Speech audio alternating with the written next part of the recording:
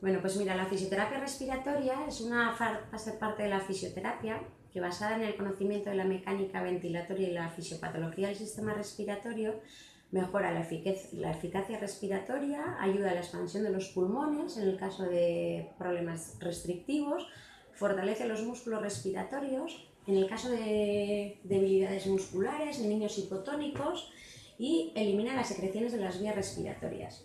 Este caso es el más común utilizado en pediatría, sobre todo viene en pacientes con catarros, bronquitis, bronquiolitis, para ayudarles a eliminar las secreciones y evitar posibles complicaciones. En pediatría, sobre todo, los pacientes, yo he tratado pacientes desde 15 días de edad hasta, he tenido pacientes de 98 años, entonces, no, hasta de 101. Sí.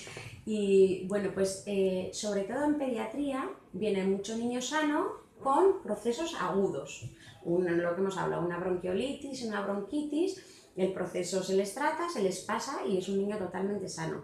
También dentro de la fisioterapia respiratoria se tratan niños con patologías ya o bien de nacimiento o adquiridas, como son la mayoría de las patologías neurológicas.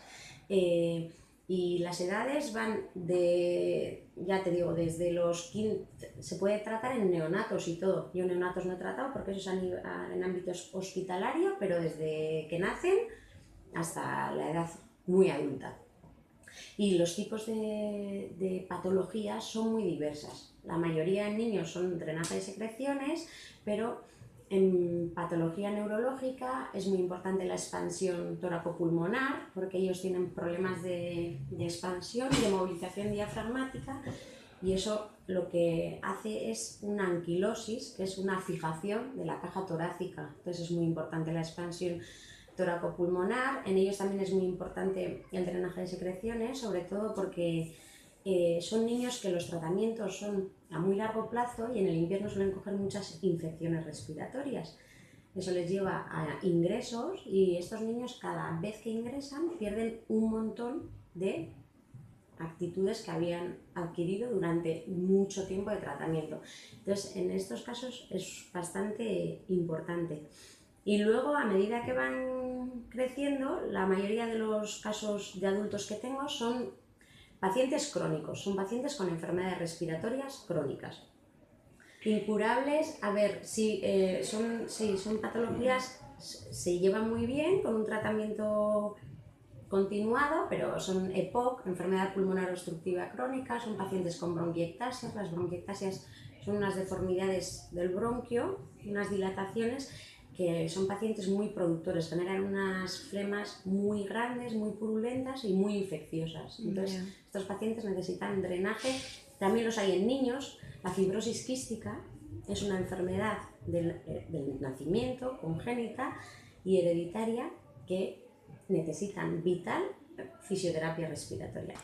Exactamente, no he contado las técnicas que son, pero en la fisioterapia respiratoria pediátrica se utilizan 3 técnicas, o yo utilizo 3 técnicas, las más importantes. Una es la desobstrucción rinofaringia retrógrada, que se llama.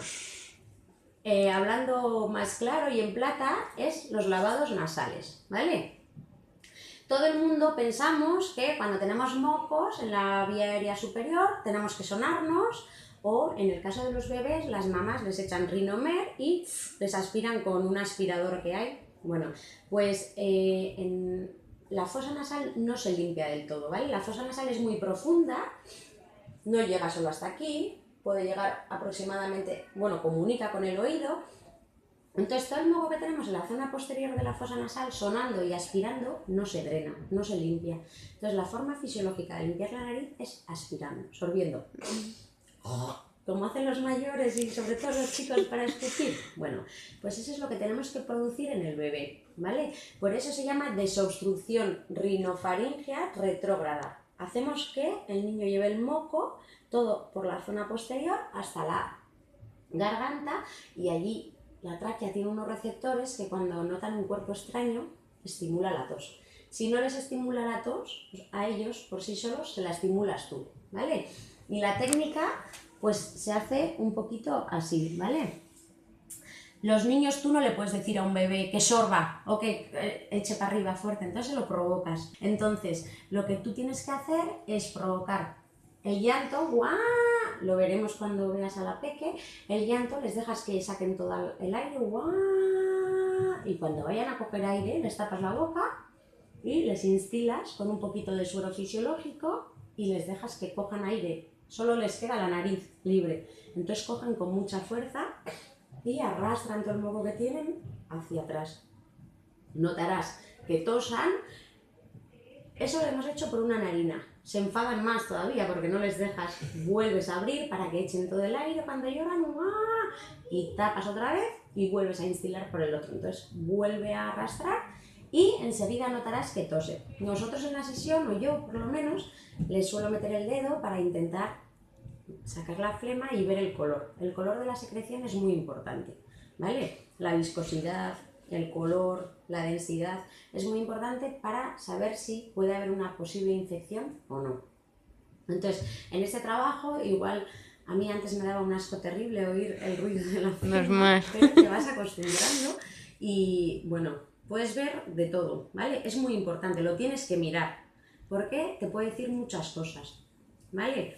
Y entonces, esta es la primera técnica. Esta técnica que hemos estado hablando antes, esta técnica es preventiva. O sea, los niños tienen mocos todo el año. Si tú haces un lavado nasal diario, ¿vale? Según si tiene más o menos catarro, le puedes hacer más veces al día, pero si no, con una vez vale.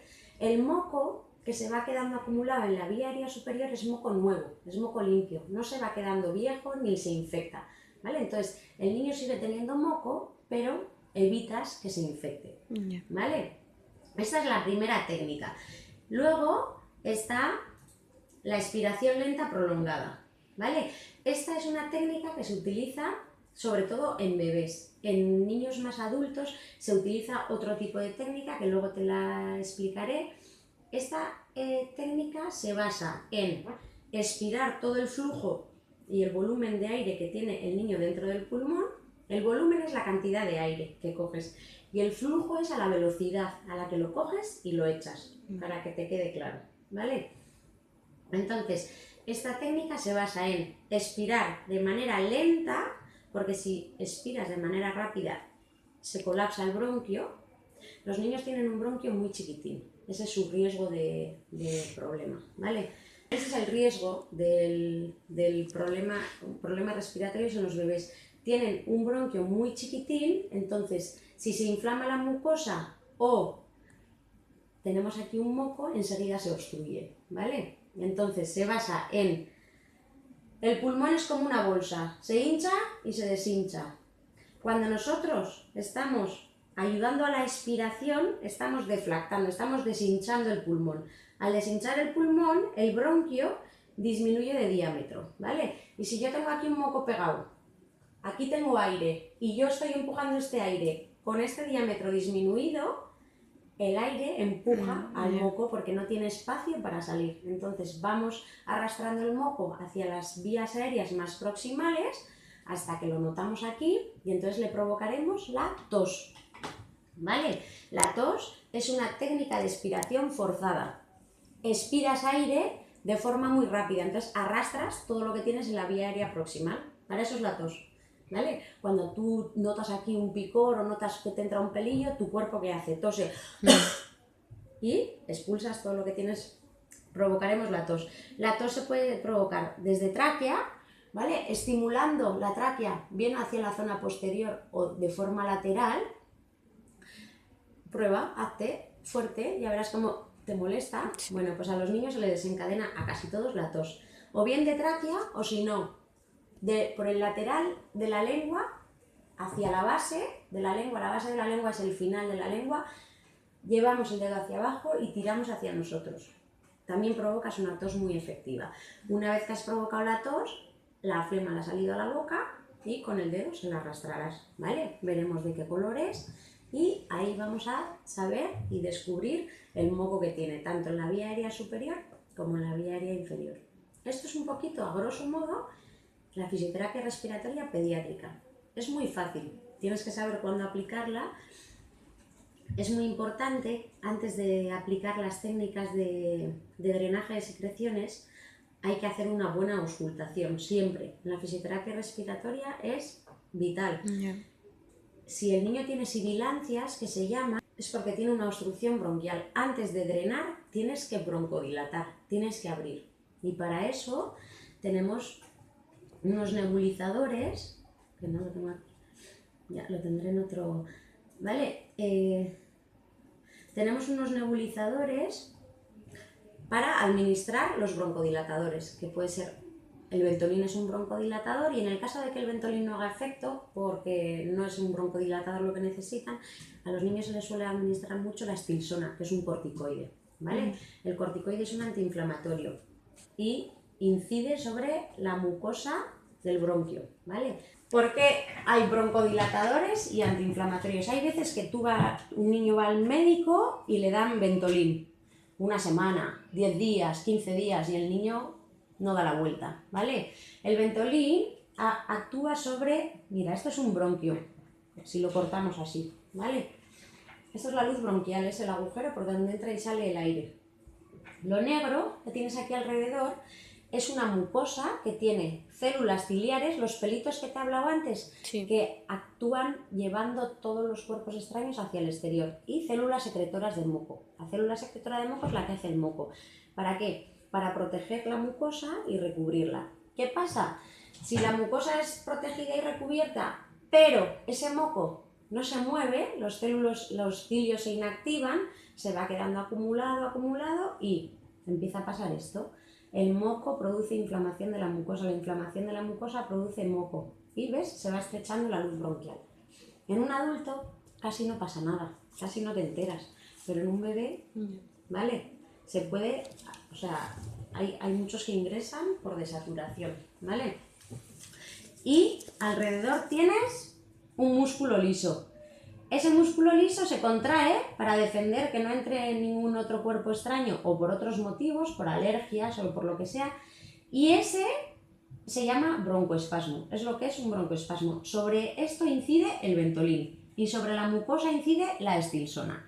Son los dos medicamentos estrellas que hay para tratar la obstrucción que es por causa de no moco, ¿vale? Puede haber una obstrucción por causa de moco, con lo cual las técnicas de fisio están muy bien, o puede haber una obstrucción por broncoespasmo o por inflamación de la mucosa. Para eso hace falta medicación. La fisioterapia respiratoria no sustituye a la medicación, ¿vale? Eso es súper importante. Hay gente que se piensa que es una técnica alternativa. No, es una técnica complementaria a la medicina. Hay veces que el niño necesita medicación, hay otras veces que no. Pero cuando la necesita hay que dársela, porque si yo no dilato el bronquio, no puedo sacar el moco que tengo aquí atrás, ¿entiendes? El niño que hemos hablado antes, sano, con un proceso agudo, respiratorio, es un niño de cualquier edad, 15 días, un mes, 3, 5, 7, cuanto más pequeños son, más riesgo tiene cualquier proceso respiratorio por el tema que hemos hablado de la obstrucción, ¿vale? Se obstruyen muy rápido y pueden desaturar muy rápido. Entonces hay muchos ingresos en invierno por temas de bronquiolitis, neumonías y todo esto, ¿vale? A ese niño aplicamos las técnicas de las que hemos hablado, se cura y ya está, y se va a su casa. Si no vuelve a tener una recidiva, no necesita más fisioterapia respiratoria. Yo sí que recomiendo a los padres que sean constantes con el tema del lavado nasal, ¿vale? Y luego en la neurología infantil, ¿qué nos solemos encontrar normalmente en un niño con patología neurológica? Pues mira, nos podemos encontrar un niño hipotónico. Hipotónico es que tiene un tono muscular mucho más bajo de lo normal. Entonces, eso afecta a toda la musculatura normalmente generalizada. El diafragma, que es el músculo inspiratorio, es un músculo. Entonces, cuando tienen una hipotonía generalizada, el diafragma también lo tienen debilitado, ¿vale? Entonces, suelen tener hipoventilación, o sea, tienen una ventilación más pequeñita, tienen un volumen pulmonar más pequeñito. Entonces, en estos pacientes, ¿qué se trabaja? Se trabaja la potenciación muscular, en general, ¿vale? Trabajas potenciación de abdominales, potenciación de musculatura espinal, potenciación de musculatura de brazos, pero a casi todos los terapeutas se les olvida trabajar el músculo respiratorio. ¿Por qué? Pues no lo sabemos, pero existe tratamiento para ese tipo de niños, siempre y cuando la patología que tengan no sea degenerativa, ¿vale? En una patología neuromuscular degenerativa no se puede potenciar el músculo porque lo fatigas y degenera antes, ¿vale? Hay que trabajar el músculo potenciándolo en patologías neuromusculares no degenerativas. En patologías que de la base que tienen solo pueden mejorar. El degenerativo va a peor. Y si fatigas mucho el músculo, degenera antes, ¿vale? Eso es muy importante. Entonces, ¿cómo se potencia el diafragma? Bueno, pues en niños que son muy pequeñitos hay unas herramientas. El más famoso es el Power Brain, ¿vale? Power Brain. Es un dispositivo, los hay electrónicos, pero con el sencillito, ¿vale? Es un dispositivo de plástico que tiene una rueda para girar, luego te lo voy a enseñar en internet, con 10 niveles, creo. Entonces, empiezas desde los niveles más bajos y lo que hace es como una pipa que tú inspiras y lo que te hace es poner una resistencia a la inspiración. Entonces tu musculatura está trabajando contra resistencia. Un músculo cuando trabaja contra resistencia, si tú haces pesas, ¿qué le pasa al bíceps? Que se potencia, ¿no? Pues lo mismo le pasa al diafragma, ¿vale? Esto en pacientes con patología, con una sintomatología hipotónica. También es muy importante, a la vez que potencias el diafragma, potenciar espinales, potenciar toda la musculatura abdominal. La musculatura abdominal es importante para la tos. Tú cuando haces una expiración forzada necesitas unos buenos abdominales. Es importante potenciar todo el conjunto, ¿vale? Esto en caso de pacientes hipotónicos. Luego tenemos otros pacientes que son hipertónicos. Tienen una espasticidad, tienen un tono muy elevado. En los pacientes hipotónicos, también por falta de musculatura puede haber deformidades de la caja torácica y de la columna vertebral, escoliosis. Todas las escoliosis afectan a los pulmones. Tienes la espalda torcida, tienes un tórax abombado, el otro lo tienes menos abombado, entonces la capacidad pulmonar de ese pulmón está disminuida. En estos pacientes, ¿qué se hace? Aparte de trabajar ejercicios de CLAP para la escoliosis y todo, se trabaja la expansión pulmonar del pulmón más afectado, ¿vale? ¿Con qué? Pues con unas técnicas que luego te voy a enseñar, que es el LEDIC. En esos pacientes, por ejemplo, se trabaja la expansión del pulmón más afectado, ¿vale? En los pacientes hipertónicos tienen una capacidad pulmonar disminuida, también puede pasar las rigideces y las escoliosis. En casi todos los pacientes neurológicos puede haber escoliosis, o suele haber, bien por hipotonía o bien por una hipertonía desequilibrada, ¿vale? Este músculo me tira más que este, entonces voy creciendo y mi espalda crece mal. Entonces en todos esos pacientes hay que trabajar la expansión del pulmón afecto. Y en los pacientes con una hipertonía, con una disminución por imposibilidad de expandir la caja torácica, es muy importante trabajar la expansión de la caja torácica. ¿Cómo se hace? Pues lo puedes hacer con un resucitador. Con un resucitador, tú, a la vez que el niño inspira, en estos casos tienen que ser niños que sean ya colaboradores, ¿eh? A un bebé con el resucitador es muy difícil hacérselo. Para trabajar la expansión con un bebé podemos trabajar con el Cough Assist, que es una máquina que luego te voy a enseñar, mete aire a presión positiva y la saca a presión positiva. En verdad es para movilizar las flemas de los niños que no tienen capacidad de toser, de los niños neuromusculares, los niños que tienen esa debilidad muscular que no pueden toser. Utilizamos una máquina que se llama Cough Assist, asistente de la tos, que lo que hace es meter aire a presión positiva y la saca, es como un aspirador, entonces moviliza todas las flemas hasta la boca. ¿Vale? Con esa máquina también puedes trabajar la expansión toracopulmonar en pacientes no colaboradores, pero en pacientes que colaboran un poquito, con el resucitador se hace muy bien. ¿Y qué se hace? Les tapas la nariz y a la que ellos inspiran, tú les insuflas, les mantienes, haces una apnea, 1, 2, 3, 4, 5 y así. Eso es para trabajar la expansión toracopulmonar pasiva. Activa se puede trabajar con inspirómetros. ¿Nunca has visto un aparatito que coges aire y se sube una boya? Los más vistos son los de las 3 bolitas. Esos inspirómetros no valen mucho para trabajar la capacidad pulmonar, porque son inspirómetros de flujo. Se suben las bolitas y coges aire rápido, no si coges mucho aire. Y tú para trabajar la expansión toracopulmonar necesitas coger mucho aire, no rápido, ¿vale?